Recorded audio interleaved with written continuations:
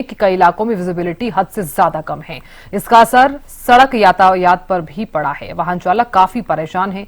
घने कोहरे के कारण कार चालकों को इमरजेंसी लाइटें जलानी पड़ी हैं। हरियाणा, यूपी, राजस्थान से लेकर पंजाब तक धुंध का राज है, तो वहीं जनजीवन भी काफी अस्त व्यस्त हो गया है। फ्लाइट से लेकर ट्रेनों पर भी काफी असर पड़ा है।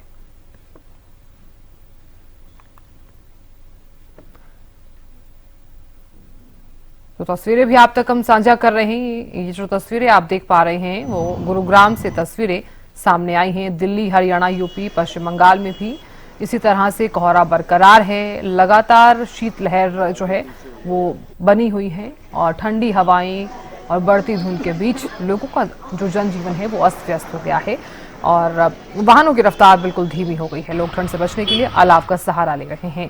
नई दिल्ली के कुछ इलाकों की तस्वीरें भी आप तक हम साझा कर रहे हैं। इंडिया गेट, शंकर विहार, लक्ष्मी नगर, निरंकारी कॉलोनी और नई दिल्ली रेलवे स्टेशन। तस्वीर को जरा गौर से देखिए। धीमी गति में वाहन चल रहे हैं तो इधर दूसरी तरफ ट्रेनें भी लेट हो गई हैं और ट्रेनें अगर डिले हैं तो लोगों को भी आवाजाही में काफी ज्यादा दिक्कत हो रही है। गुरुग्राम, भिवानी और बहादुरगढ़ में भी इसी तरह की तस्वीरें सामने आई हैं। जहां पहाड़ों पर लगातार बर्फबारी जारी है तो मैदानी इलाकों में भी जबरदस्त ठंड का दौर जारी है। तस्वीरें भी सीधे तौर पर तस्दीक करने के लिए पर्याप्त हैं कि किस तरह से घना कोहरा छाया हुआ है। और समूचे हरियाणा में आज इसी तरह की तस्वीरें हैं जहां पर विजिबिलिटी यानी दृश्यता ना के बराबर है। कहीं 0 से 10 मीटर तो कहीं दृश्यता पूरी तरह से शून्य देखी जा रही है। ऐसे में अगर कोई परेशान है तो वाहन चालक परेशान है।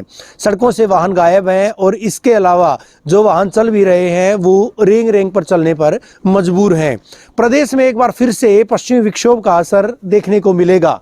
आज यानी 15 और 16 तारीख को प्रदेश के 12-13 जिलों में बारिश संभावित है। और इन जिलों की अगर बात करें, सिरसा, फतेहाबाद, हिसार, भिवानी, महेंद्रगढ़, नारनौल और इसके अलावा बात की जाए रेवाड़ी, साथ ही साथ पलवल, मेवात, नूह, इन जिलों में अधिक बारिश, तो सोनीपत, पानीपत और इसके अलावा रोहतक, इन जिलों में कम बारिश की संभावना है। ओलावृष्टि का भी अलर्ट जताया गया। 2 दिन तक बारिश होगी, उसके बाद धुंध का येलो और ऑरेंज अलर्ट भी जताया गया। यानी 17 और 18 तारीख को घना कोहरा, इसी तरह से घना कोहरा छाया रहेगा, इस तरह का अलर्ट जताया गया। इसके बाद एक और जो पश्चिमी विक्षोभ है वो सक्रिय होगा, कमजोर पश्चिमी विक्षोभ होगा और उसके बाद फिर से बारिश होगी। यानी 18 से 20 तारीख तक एक बार फिर से बारिश और बूंदाबांदी देखने को मिलेगी। आज प्रदेश के कई जिलों में तेज बारिश तो कुछ एक जिलों में कम बारिश यानी बूंदाबांदी का अलर्ट जारी किया गया है। बहरहाल ठंड से निजात मिलने के आसार दिखाई नहीं दे रहे हैं। कल के तापमान की अगर बात की जाए, कल करनाल सबसे ठंडा रहा था। 1.3 डिग्री पारा गिरा और पारा गिरने के बाद तापमान, जो न्यूनतम तापमान की अगर बात की जाए, 5.2 डिग्री आंका गया।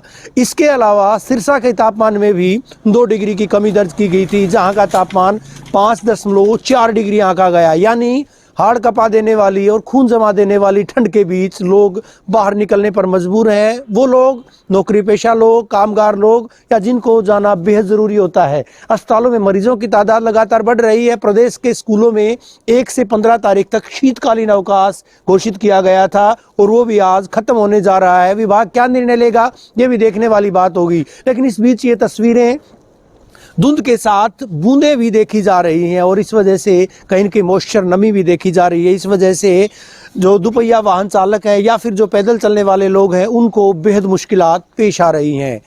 एक पखवाड़े तक इसी तरह का मौसम रहेगा। यानी यूँ कहा जा सकता है कि 2025 की जनवरी इसी तरह से गुजरेगी। यानी कड़ाके की ठंड के बीच लोगों को गुजर बसर करना होगा। वीडियो जर्नलिस्ट सुमित अवस्थी के साथ रवि जांगड़ा, हरियाणा न्यूज़।